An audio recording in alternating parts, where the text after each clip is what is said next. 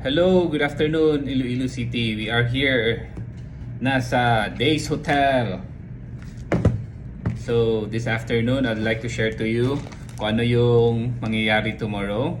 So, hawak ko na po dito sa kamay ko yung workshop manual natin. So, dito po sa workshop manual natin, makikita nyo po yung mga activities natin dito sa loob. So, yan.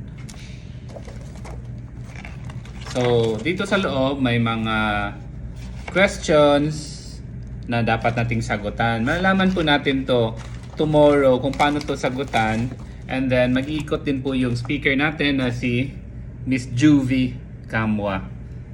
Darating po sila ngayon from Manila to handle our lectures for the first day, and then sa second day darating din dito si Dr. Pinos, yung RDO chief natin na from BIR. So kung may mga questions po kayo, gusto nyo mag-consult, pakidala po ng mga documents na kailangan ninyo for consultation para mapadali po yung consultation natin. During breaks, you can also consult with the speakers. Kung may gusto kayo itanong sa akin, pwede din kayo magtanong sa akin.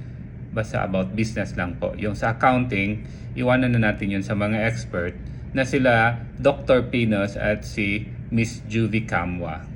Salamat po. Andito na po tayo sa Days Hotel. Kung gusto niyo po magbayad, andito na po ako. Pwede niyo po ibayad sa akin directly.